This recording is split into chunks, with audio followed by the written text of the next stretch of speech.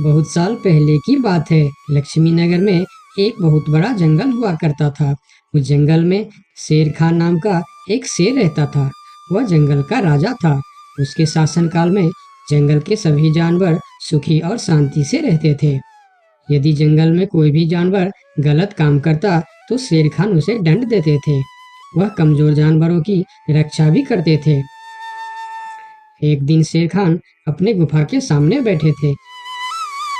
तभी उसका दोस्त भालू उसके पास आया। फिर दोनों दोस्त मिलकर जंगल और जंगल के जानवरों के बारे में आलोचना करने लगे। मैं इस जंगल का सबसे शक्तिशाली जानवर हूँ। मेरे सामने जंगल का कोई भी जानवर टिक नहीं सकता। क्या कहते हो भालू भाई? ये तो तुमने बिल्कुल ठीक कहा, लेकिन हाथी के सामने तुम बिल्कुल चूहे जैसे दिखते हो। क्या ठीक कहा ना मैंने शेर खान? भालू की बात सुनकर शेर खान बहुत क्रोधित हो गए। भालू, तुम्हारी हिम्मत कैसे हुई मेरे बारे में इस तरह की बातें करने की? तुम्हें पता है तुम किसके सामने बात कर रहे हो? मैं इस जंगल का राजा हूँ। तुम मेरे दोस्त हो, इसीलिए तुम्हारे साथ मैं थोड़ा मजाक कर रहा था। तुम मेरे बात का बुरा मत मानना शेर खान। शेर खान नहीं, महाराज कहो महाराज। मैं इस जंगल का राजा हूँ, इसीलिए बाकी जानवरों की तरह तुम भी मुझे आज से महाराज कह के ही बुलाओगे। लेकिन शेर खान, हम दोनों दोस्त हैं, फिर भी तुम ऐसे क्यों बातें कर रहे हो? दोस्त है नहीं, दोस्त थे। आज से हमारी दोस्ती खत्म। आज के बाद मैं तुमसे कभी बात नहीं करूंगा। दोस्त कहकर मेरे सामने कभी मत आना। चले जाओ यहाँ से। अपने दोस्त का इस व्यवहार से भालू बहुत दुखी हुआ और वह वहां से चला गया। उसी जंगल में गोलू नाम का एक बंदर भी रहता था। वह दूसरों की चीज चुराकर भाग जाता था। एक दिन गोलू की चोरी करते समय शेर खान के एक सिपाही के द्वारा पकड़ा जाता है और उसे शेर खान के सामने विचार के लिए लाया जाता है।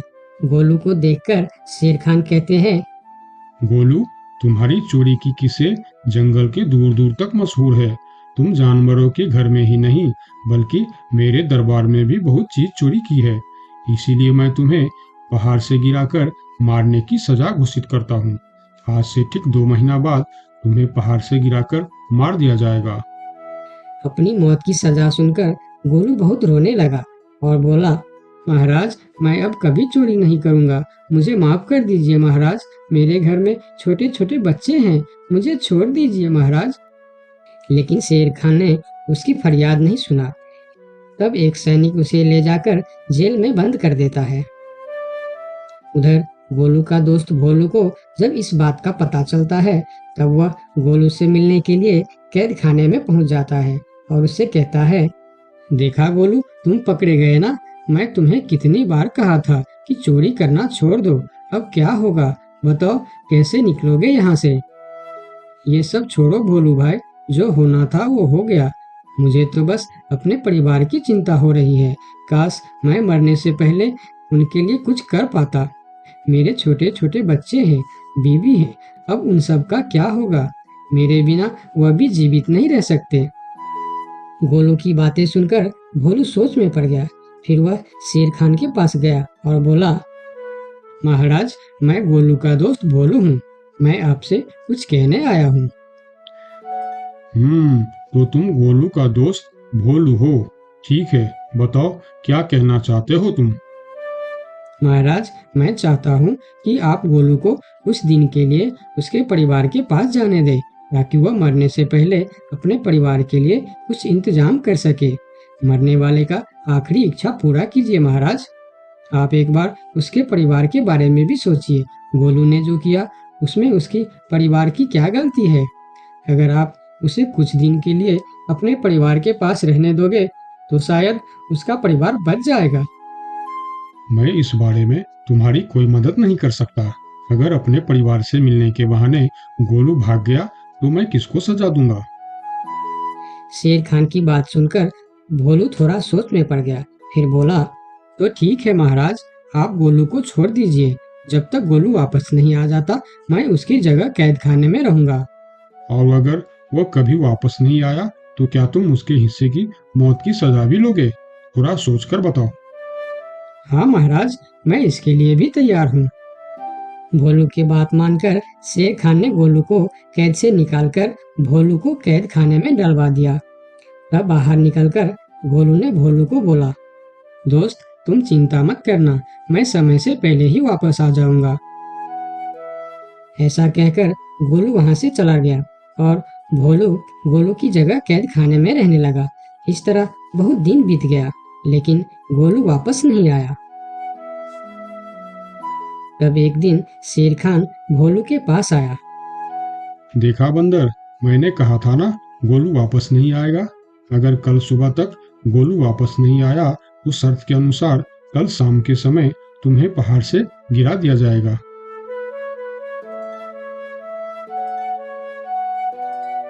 अगले दिन भी जब गोलू वापस नहीं आया, तब शेर खान और उनके सैनिक भोलू को लेकर पहाड़ के किनारे पर गए।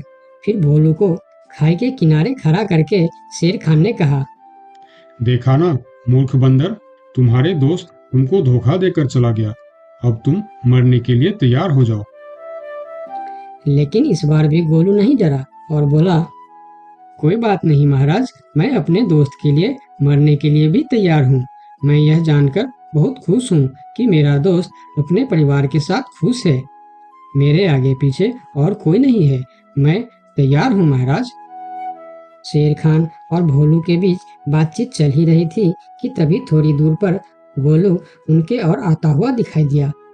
फिर पास आकर उसने बोला, तुम्हें ऐसा करने की कोई जरूरत नहीं है दोस्त। तुमने मेरे लिए जो किया उसके लिए तुम्हारा बहुत बहुत शुक्रिया। अब मैं अपनी सजा पूरी करने के लिए तैयार हूँ। महाराज छोड़ दीजिए मेरे दोस्त को। गोलू, तुम्हें वापस आने की क्या जरूरत थी? मैं यह सजा ले लेता था। तुम्हारे घर में छोटे छोटे बच्चे हैं, बीवी है, उनका क्या होगा? मेरे परिवार में मेरे अलावा और कोई नहीं है, इसीलिए यदि मैं मर भी जाऊं तो मेरे लिए किसी को कोई दुख नहीं होगी। तुम यहाँ से चले जाओ। नहीं दोस्त, गलती मैंने की है, इसीलिए सजा भी मुझे ही मिलनी चाहिए। उन दोनों की दोस्ती को देखकर शेर खान सोचने लगे, ये दोनों अपने दोस्ती के खातिर एक दूसरे के लिए जान देने के लिए तैयार है, और मैं एक छोटी सी बात के लिए अपने सबसे अच्छे मित्र भालू से दोस्ती तोड़ दी। यह मैंने बहुत बड़ा गलती कर दी। मुझे इसका प्रायश्चित करना ही होगा। किसी को मरने की कोई जरूरत नहीं है। तुम दोनों की दोस्ती देखकर मैं गोलू की सजा माफ करता हूँ। और याद रखना गोलू, अगर तुमने फिर से चोरी की तो अगली बार मैं तुम्हारी सजा माफ नहीं कर पाऊंगा। नहीं नहीं महाराज, आज के बाद मैं फिर कभी ऐसा गलती नहीं करूंगा। आज से मैं ईमानदारी से मेहनत करके अपना परिवार चलाऊंगा। आपका बहुत बहुत धन्यवाद महाराज। ठीक है, अब तुम लोग यहाँ से जा सकते हो। उनके जाने के बाद शेर खान सीधा अपने दोस्त भालू के पास गया। भालू मेरा दोस्त, मैं यहाँ तुमसे माफी मांगने के लिए आया हूँ। मैंने जो उस दिन तुम्हारे साथ व्यवहार किया वह बहुत गलत था। मैं बहुत शर्मिंदा हूँ। मुझे माफ कर दो मेरे दोस्त। लेकिन महाराज, आपने तो कहा था। महाराज नहीं, शेर खान बोलो, शेर खान। आज से तुम मुझे महाराज नहीं, शेर खान ही बुलाओगे, क्योंकि दोस्त एक दूसरे के नाम लेकर ही बुलाते हैं। आज से तुम मेरे सबसे अच्छे दोस्त हो।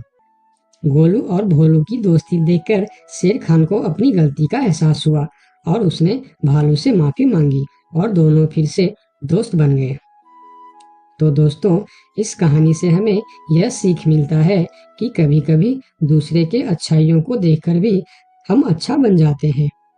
इसीलिए हमें हमेशा अच्छे लोगों के साथ ही दोस्ती रखनी चाहिए और अच्छे-अच्छे काम भी करनी चाहिए। आपका बहुत-बहुत धन्यवाद। एक समय की बात है, लक्ष्मी नगर में एक बड़ा जंगल था। उस जंगल में सोनू नाम का एक हिरन रहता था, जिसे जंगल में रहते हुए काफी साल हो गया था। सोनू का इस दुनिया में कोई नहीं था। कुछ महीने पहले ही उसका माँ बाबा गुजर गए थे।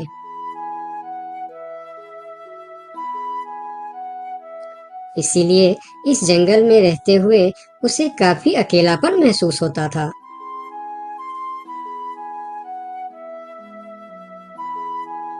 कितना बड़ा जंगल है हमारा, लेकिन फिर भी एक अजीब सा अकेलापन महसूस होता है।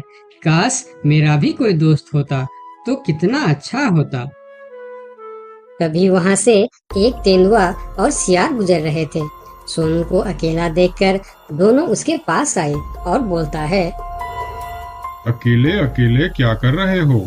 हमसे दोस्ती कर लो, हम है ना तुम्हारे साथ रहने के लिए। क्या मैं तुम दोनों से दोस्ती कर लूं? तुम लोगों को काम है दूसरे को बेवकूफ बनाना और उनका खाना चुराना और परेशान करना। तुम दोनों से दोस्ती करके मैं गलत चीजों के अलावा और कुछ नहीं सीखने वाला। इससे अच्छा तो मैं अकेले ही ठीक हूँ। अब तुम दोनों यहाँ से जा सकते हो। अभी तो तुम हमारी दोस्ती को ठुकरा रहे हो, लेकिन वक्त आने पर तुमको हमारी दोस्ती की अहमियत पता चलेगी, देख लेना। ये कहकर वह दोनों वहां से चले जाते हैं। उन दोनों के चले जाने के बाद हिरन कुछ देर बाहर बैठा रहा। फिर धीरे धीरे शाम हो गई। तब हिरन भी घर के अंदर चला गया।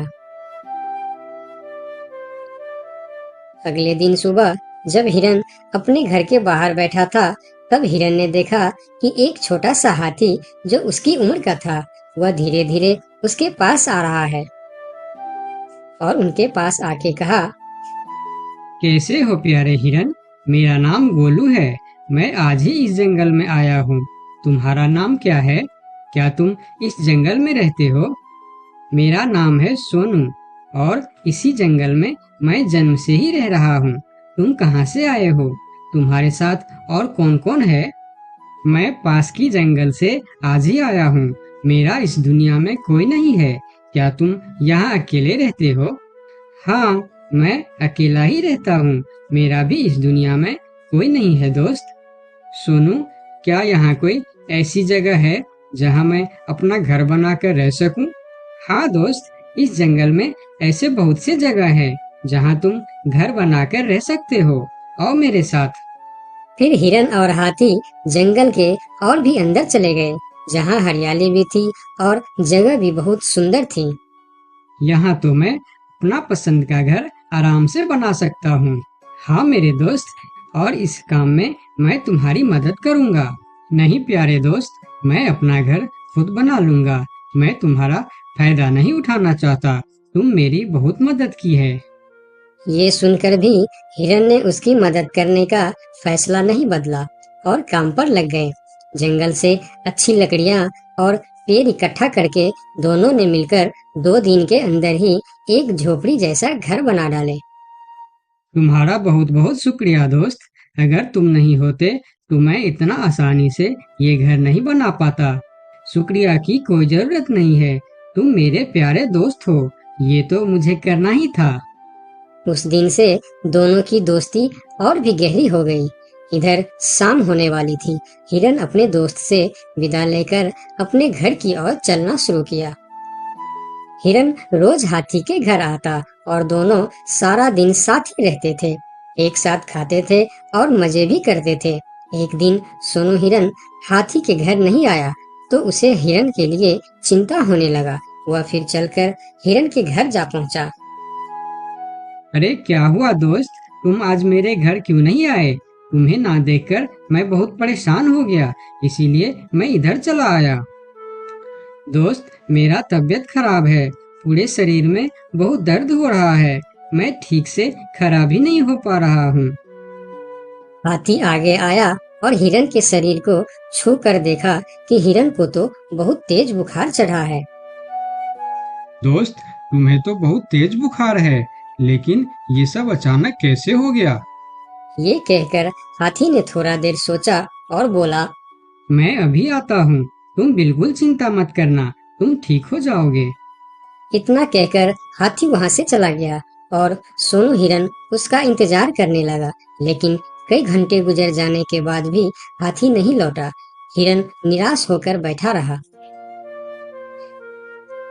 थोड़ी देर बाद वही तेंदुआ और सियार उसके पास आ गए और कहने लगे, सोनू हिरन, तुम्हारी तबीयत का पता चला तो हमें बहुत दुख हुआ।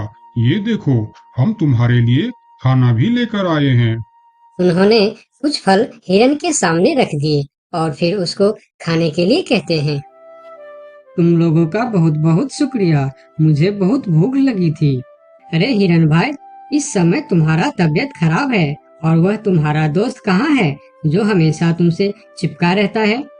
पता नहीं कहाँ गया है। सुबह एक बार आया था, उसके बाद अभी तक लौटा नहीं। हाँ, उसने सोचा होगा कि तुम्हारी बीमारी में सेवा करनी पड़ेगी, इससे अच्छा तो हम भाग ही जाते हैं, इसलिए वह गायब हो गया। अच्छा दोस्त ही निभाया उसने। नहीं नहीं, ऐसा नहीं हो सकता, वह मेरा बहुत अच्छा दोस्त है। ऐसा ही हुआ है। हमने कहा था ना कि वक्त आने पर हमारी दोस्ती की अहमियत समझेगी। यही वह समय है। उनकी बात सुनकर सोनू हिरन को बहुत दुख हुआ। फिर वह वहां से चला गया। धीरे धीरे शाम हो गई, लेकिन हाथी का कोई अता पता नहीं था।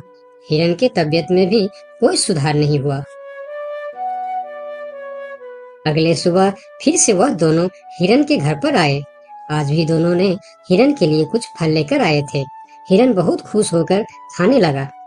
उसे अपने आप पर शर्म आ रहा था कि जिन जानवरों को वह बुरा भला कह रहा था, आज मुसीबत में वही उसके काम आ रहे हैं। वह हर बार उनका शुक्रिया कर रहा था और माफी भी मांग रहा था। फिर थोड़ी देर बात करके दोनों वहां से चले गए। कब तक हम इनकी नौकरी करते रहेंगे? अब अपने योजना को अंजाम देने का समय आ गया है, नहीं तो बहुत देर हो जाएगा। हाँ, तुमने बिल्कुल ठीक कहा। अब हमें और समय नष्ट नहीं करना चाहिए। आज ही हमें कुछ निर्णय लेना ही पड़ेगा। चलो चलते हैं शेर सिंह के पास। शाम के समय जब हिरन अकेला था, तब हाथी वहां पर पहुंचता। उसको देखते ही सोनू हिरन को बहुत गुस्सा आ गया। क्या देखने आए हो यहाँ? यही कि मैं जिंदा हूँ या मर गया? ऐसा क्यों बोल रहे हो दोस्त? मेरा पूरा बात तो सुनो। मुझे दोस्त कहकर मत बुलाओ। दोस्त वो होता है जो अच्छे और बुरे वक्त में साथ निभाए। तुम तो मेरे तबीयत खराब होते ही मुझे छोड़कर भाग गए थे। मुझे खाना भी वह लोग लाकर दे रहे थे जिससे मैं बात तक करना पसंद नहीं करता था। तुम्हें अभी तक कुछ भी पता नहीं है, इसीलिए गुस्सा कर रहे हो। मैं तुम्हारे साथ छोड़कर नहीं भागा था। मुझे पता चल चुका था कि तुम्हें डेंगू बुखार हो गया है और तुम्हारे पास सिर्फ 3 दिन थे। मैंने घर में इसके दवाई रखे थे, लेकिन जब मैं घर पहुंचा तो वहाँ दवा न जाने कहाँ गायब हो गया। मेरे पास समय कम था। तुमको बताने वापस आता तो और देर हो जाती, इसीलिए मैं पुराने जंगल गया था। वहाँ से तुम्हारे लिए 2 दिन का सफर करके यह जड़ी बूटी लाया हूँ। इसे खा लो दोस्त, वरना सुबह तक तुम्हारा बुखार नहीं उतरा तो मैं मेरे सबसे अच्छा दोस्त खो दूंगा। ये सुनकर सोनू हिरन के आंखों में आंसू निकल आए। उसने तुरंत वह जड़ी बूटी खा ली। मुझे माफ कर दो दोस्त, न जाने मैं कैसी तुम्हारी दोस्ती पर शक कर बैठा। यकीन मानो, तुमको वापस देखकर मुझे बहुत अच्छा लग रहा है। फिर दोनों ने बातें करने लगे। इतने में सोनू को अच्छा महसूस होने लगा। फिर वह उठकर खड़ा हो गया। अरे देखो दोस्त, मैं तो बिल्कुल ठीक हो गया। तुम्हारा बहुत बहुत धन्यवाद दोस्त। दोनों घर के बाहर बातें कर रहे थे, तभी वहां पर शेर सिंह को साथ लेकर वह दोनों आ गए। तुम लोगों के साथ ये शेर सिंह यहाँ क्या कर रहा है? शेर सिंह, यही वह हिरन है जिसे हमने आपके लिए तैयार किए हैं। ये सुनकर हिरन डर गया और फिर उसको समझ में आया कि ये दोनों क्यों इसका सेवा कर रहा था। इधर शेर सिंह हिरन को शिकार करने के लिए आगे आया। तब हाथी बोला, मेरे रहते तुम लोग मेरे दोस्त को कुछ भी नहीं कर सकता। ये कहकर हाथी आगे आया और जैसे ही शेर सिंह ने हिरन की तरफ कदम बढ़ाया, हाथी ने शेर सिंह को जोर का टक्कर मारा और शेर सिंह दूर जाकर गिरा और उसकी कमर का हड्डी टूट गया और वह उठ भी नहीं पाया। यह देखकर तेंदुआ और सियार जल्दी जल्दी वहां से भाग गया। फिर उस दिन के बाद हिरन और हाथी